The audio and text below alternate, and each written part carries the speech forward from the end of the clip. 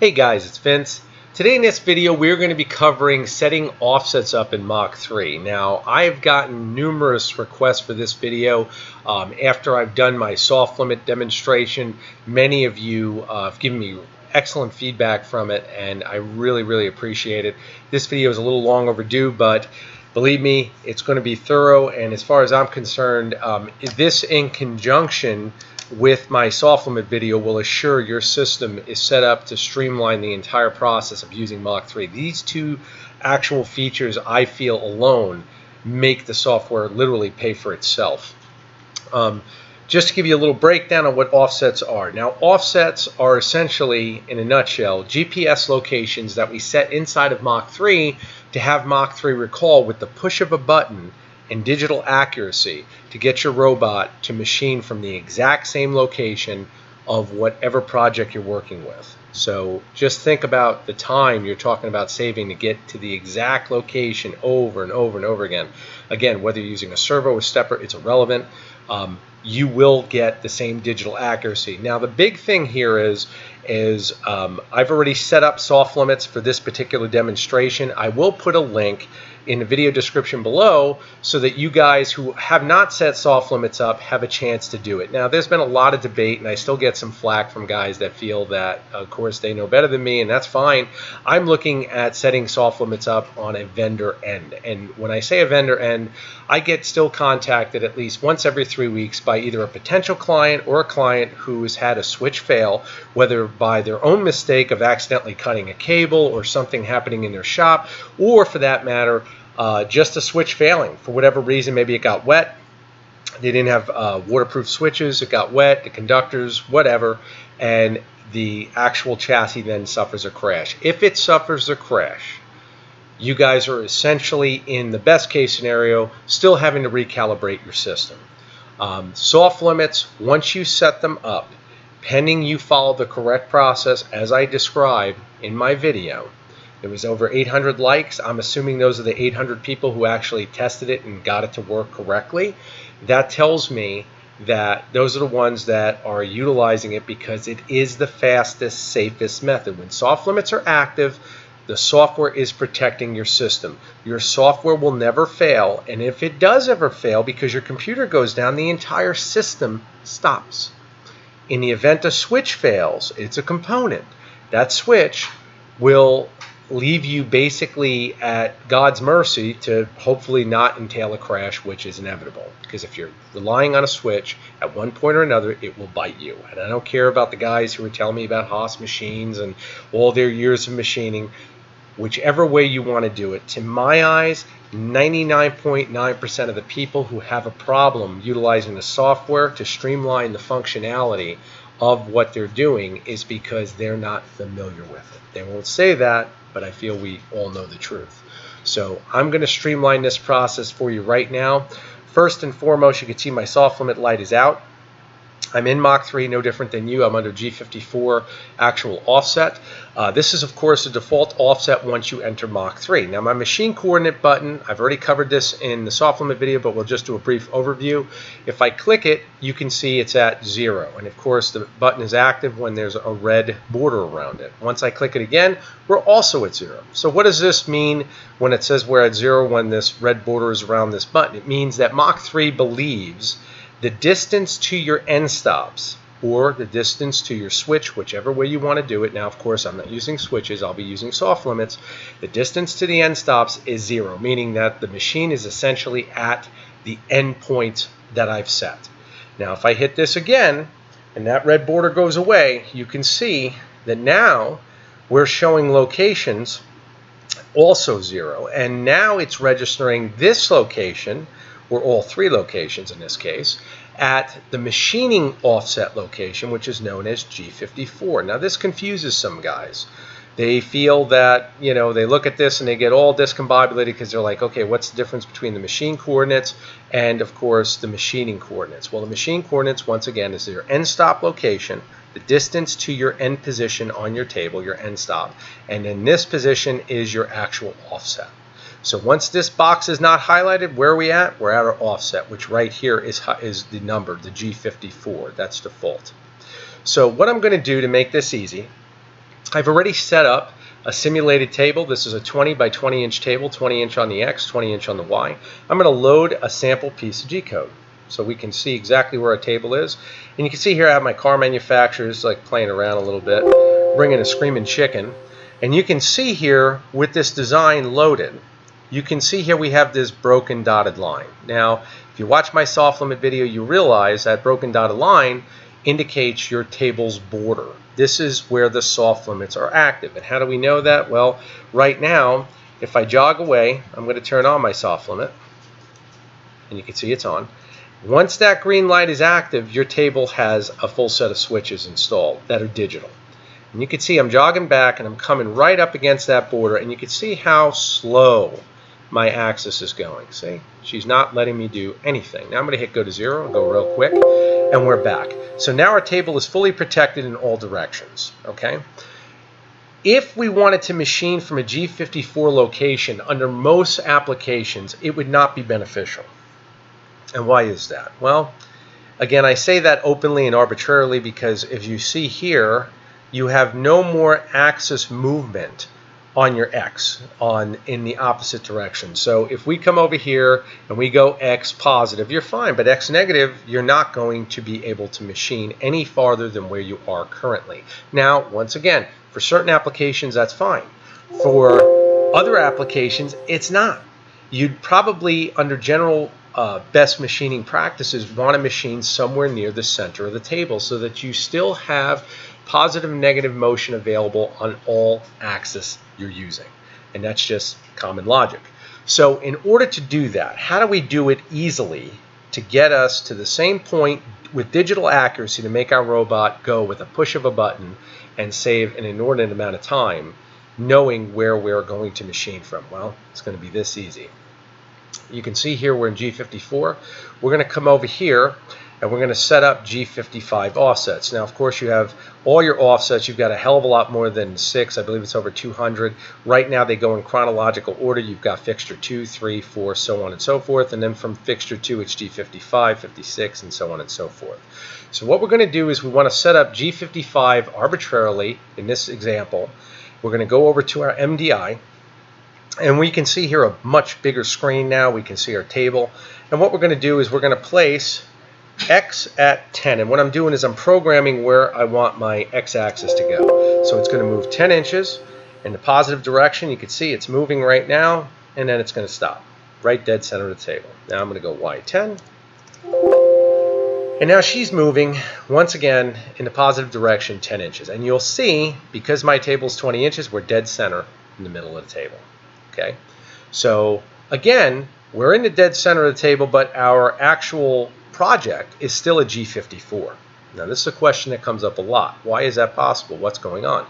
You see where we're 10 inches on X, we're 10 inches on Z. I'm going to come over here to program run again, and you can see the screen has just been carried over. Everything is the same.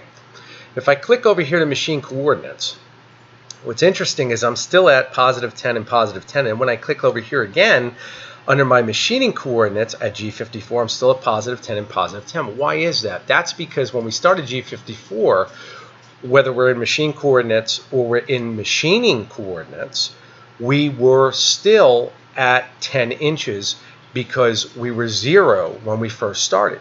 If you remember correctly, we started from 0, and when we moved from 0, whether we're in machine coordinates or in our offset coordinates right here, when this is not highlighted, we were at 0. Now that we've moved and we're still in G54 and have not set G55 yet, it's registering 10 inches and 10 inches in the G54 offset, as well as 10 inches and 10 inches under our machine coordinates. And what does this mean once again? If we measured from here, where this broken dotted line is, to here, and from here, where this broken dotted line is, to here, it would be 10 inches. That's what it's representing, meaning to the end stop of the table, in this case where our soft limits is set. So what we want to do now is come over here to our offsets, and we're going to set G55 at this location. You can see right now this is flashing because I left it under our machine coordinate button. Not a big deal, doesn't matter a bit. We're going to come over here, click on fixture 2. Now you can see we've selected G55. Current work offset is now 2, and why do we know that? Because fixture is 2. We're going to come over here, and how do we carry these numbers over to this box because we want it to register under the current work offset. Very simple. You see these 0 buttons. Well, we're going to depress 0x and we're going to depress 0y. And you can see now you're set to go. And as we did that, these numbers did not just carry over. And when I say they did not just carry over, they are over here. But you'll see that these are not at 0. And the reason they're not at 0 is because I left the machine coordinate button on. Now when I turn the machine coordinate button off, they're now at 0. And I did that because a lot of guys will ask that question. It's very interesting to see just how the system registers. If you hit the machine coordinate button here, you see she's letting you know, well, distance to the end stop is at 10 inches. But when you click it, now you'll see this is where you're machining from, and you are no longer at 10 inches away from the end stop because this is your new offset, which is G55. So if we come over here to program run, we can now see we're at 0 up here because now we're under G55. We zeroed everything and set the G55 offset. And if I hit machine coordinates, you can see we're at 10 inches and 10 inches away from the table end stop. Now here's where things get interesting. If you review this closely, you can see that nothing is represented differently from the G54 offset that we first started with. You can see that where our workpiece is, it's still in the G54 offset. Our spindle and the axis itself has not moved. And the reason that is we did not hit Regen toolpath where the actual software will register that we've changed to a G55 offset and set it. Watch this. Now we're registering in the correct location. And this is a question that comes up all the time.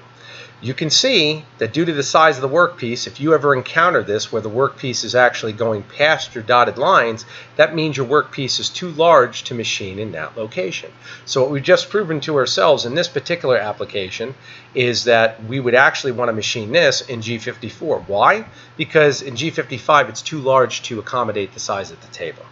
So hopefully that makes sense. Now what's interesting, in that amount of time and with my explanation of this, we've already set G55 offset. And we know that because if we come over here to machine coordinates, you can see we're 10 inches away in both the X and the Y. And that's from the end stop. Now, if I want to go back to G54, this is how fast this is. Click offsets, go to G54. You can see here now it says positive 10 and positive 10. And that would be correct because when we come over here, you're going to be 10 inches up and 10 inches up. And now what's interesting to see is just how it's reflected on the screen. Pardon me, I just got to grab a drink. And now you can see that being it's at the top right corner of the screen where the axis is represented for your X and your Y, it's going to come down here when I hit go to 0 and it'll stop right here at the bottom left corner of the workpiece. We'll go to 0 right now to prove it. You can see the trajectory. Now this still is not representing a G54 offset. It should be down here. Now why is that? I'm asking you guys. I'm hoping you have your legal pad no different than you did and were taking notes with your soft limit video. Well, the Regen toolpath needs to be done to recycle the software, so to speak, so that it can then populate the new trajectory that we've set with our G54 offset. So watch this. There you go. Now we're in the correct location. We can validate that once again. Hit our machine coordinates, we're at 0 all the way across the board because now we're at the base of the end stop. And then we'll hit it again, and you can see at our G54 actual machining offset, we're at 0. So we're no different than where we started. Everything is set. Let's say we want to go back to G55 for whatever purpose. Let's say we come over here arbitrarily. We'll close this file. We'll load another file. Load G-code. And we'll say Fender. We'll just load a arbitrary file. Now this fits fine. If I move this to G55 again, you would have a problem because it's going to exceed the table. But let's just see how fast it is arbitrarily to go to G55. We select G55. You can see our current work offset is 2. There's our active offset is G55. We've selected it right here as well. You can validate all of that. You can see here, and this is interesting to discuss because I get asked about this a lot. Why does it say negative 10 inches here and negative 10 inches here, and yet over here it says positive 10 inches and positive 10 inches? Well, we are negative 10 inches away to go to the G55 offset. So what does that mean? That means that in order to get to G55, we have to move positive direction on Y and positive direction on X 10 inches to be at 0. Let me explain. Let me explain carefully. When you go to actually move in the positive direction, you are subtracting from that negative number to where you'll actually go to 0. You cannot go into a negative without a positive, meaning it will correct itself. So if we go negative integer and we go 1 inch positive, you're going to be at -9, and then so on and so forth until we hit the whole number 0. And in this case, that's exactly what's going to occur. So watch this. You can see here we're at -0, or excuse me, -10 and -10. When you hit go to 0, now you'll see your axis come right up, and it comes from the bottom left corner, and there's the trajectory. It's very interesting how the software does that. And now we're at 0 again. If we go to our offsets, we can confirm exactly what I just said. Now you're at +0, which again, +0, -0, it's still 0. But you can see here now everything makes sense as far as what integers are being reflected for XY and also XY here on the current work offset. So now what we're going to do is we're missing the final piece of this puzzle. We're in a G55 offset, but again, our actual workpiece is registering in G54. Even though the machine believes it's in G55, which it is, it needs to have the Regen toolpath pressed, and you're set to go. So again, guys, setting this up, and I'm going to set another one up, just as an example. Setting this up and using this and mastering this is so fast to change from one workpiece to another. It's amazing. I mean, literally to come over here, and I'm explaining this, but if I wasn't explaining it, to do it, just going to come down, again, bottom left corner. I'll then come over here. We'll wait for her to go. Hit Regen toolpath, and we're back in G54 to go back to G55. Once again, I've only set up 2.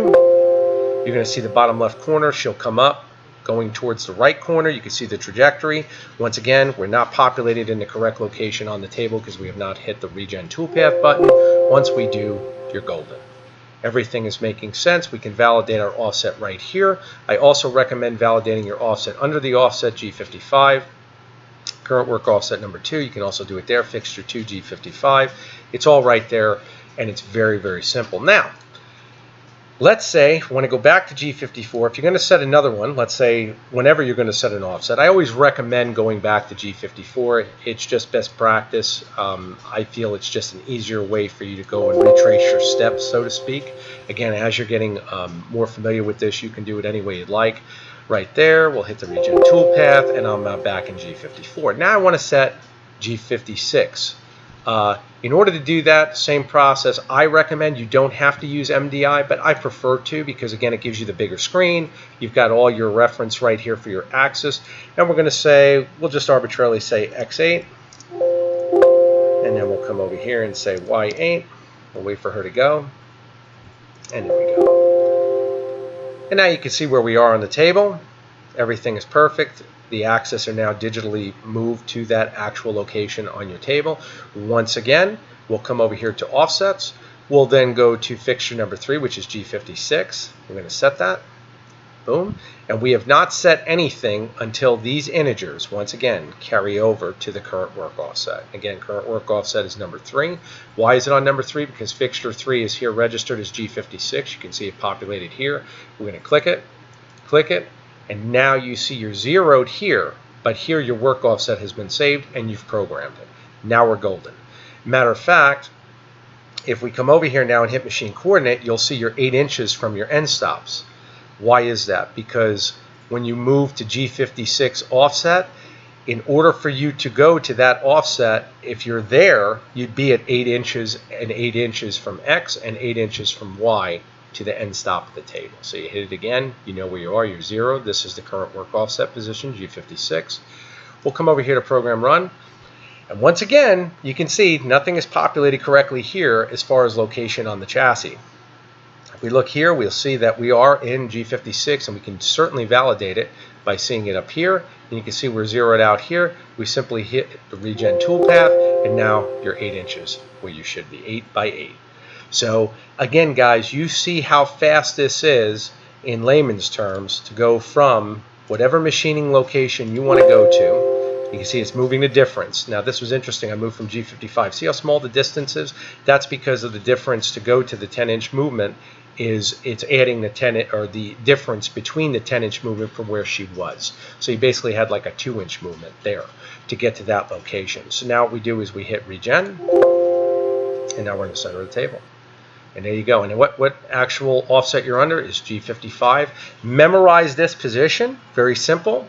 You got 1, 2, 3, 4, the 5th number from the end of this actual alphanumeric code over here. You will see G55.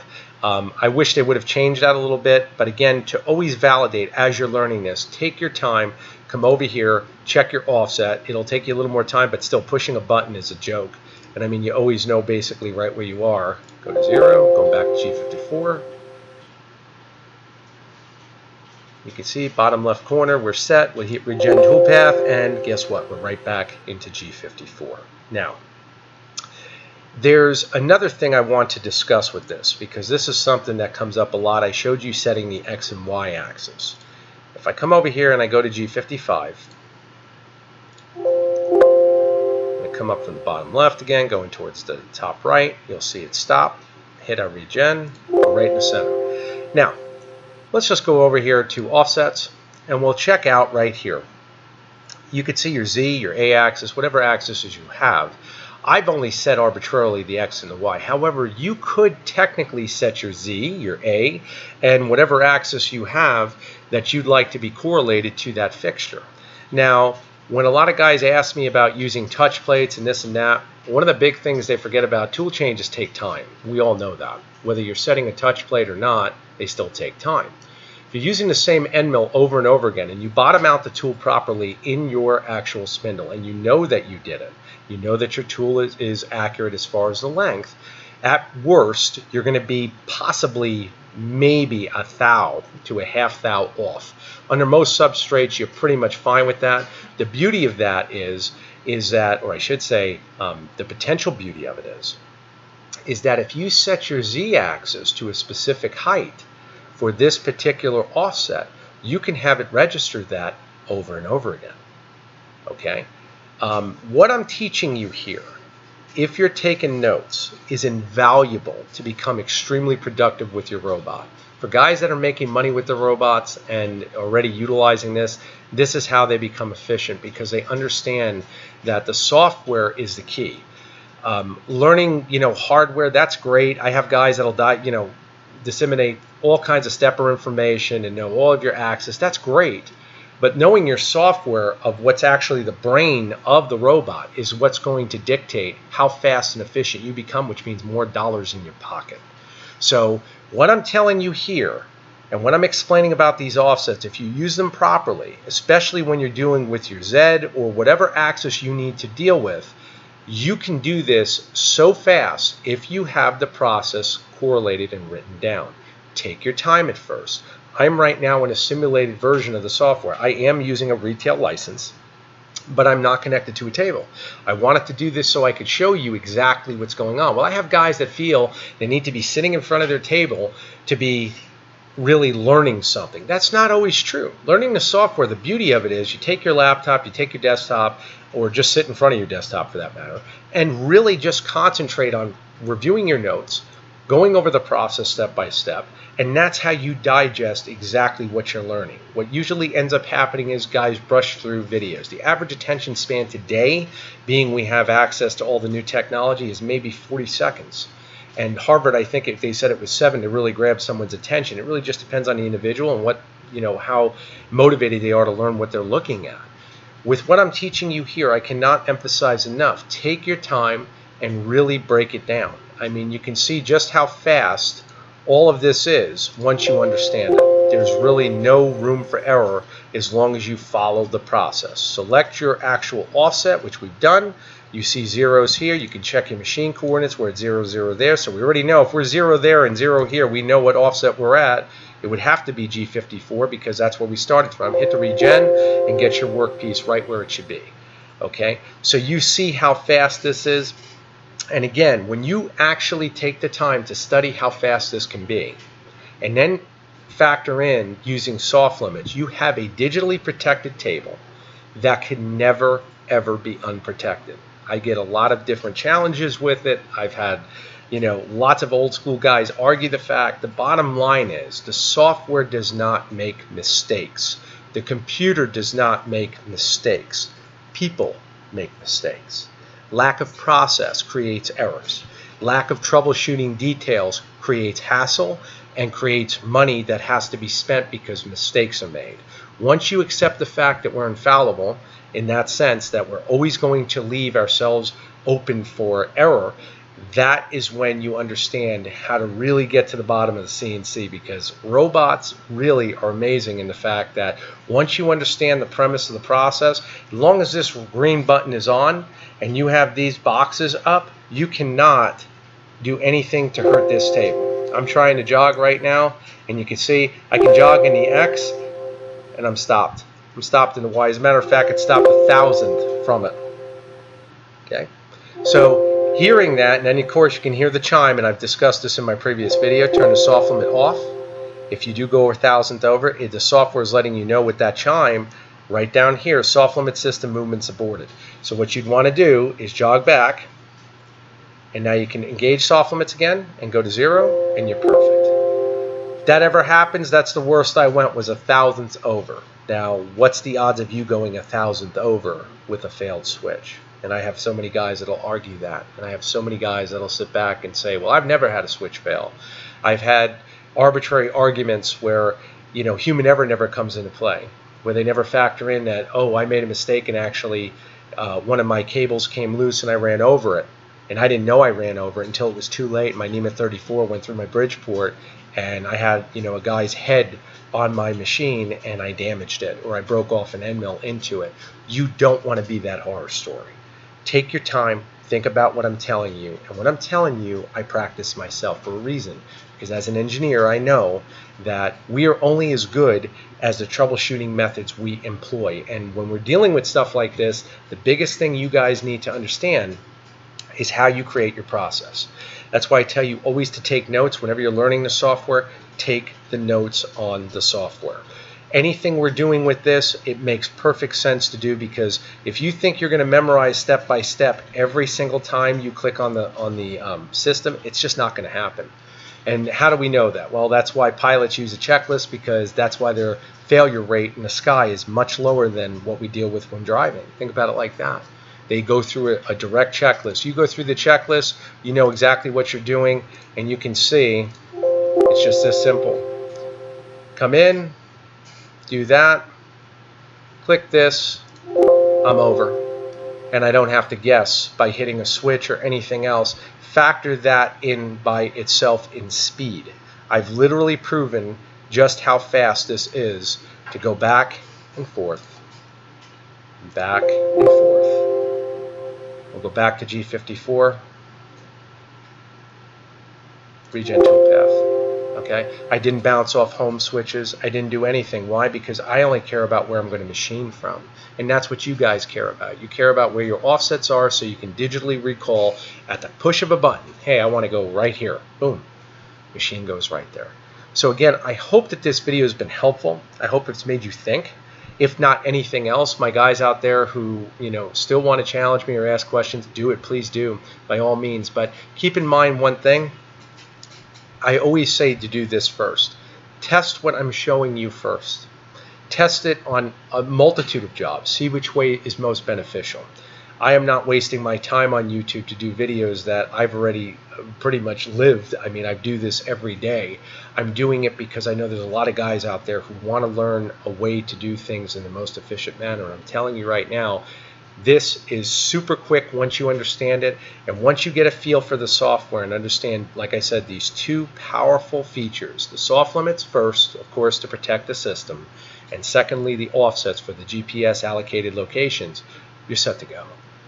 So again, I know the video has probably raised a lot more questions. It happens all the time. Please feel free to message me direct at storm2313@gmail.com. You can also message me through my eDealer Direct store on eBay. I'll put the links in the description. To all of my subscribers who wanted to see this video, I hope it's answered all your questions. I hope I've come through, so to speak, on what your expectation was. But seeing this in action once again, like I said, it's the proof is in the pudding. If you see it before you and you see how fast this is, it's truly amazing that this is just how fast it is to change from work location to work location for whatever machining job you have, and do it repetitively. And again, and I emphasize this, I only use 2 axes. You can use 3, you can use 4, you can arbitrarily set whatever axis you like to a specific fixture. So again, depending on your jobs, depending on the complexity, you could see how fast you can streamline everything. Thank you all for staying with me this long. Take care.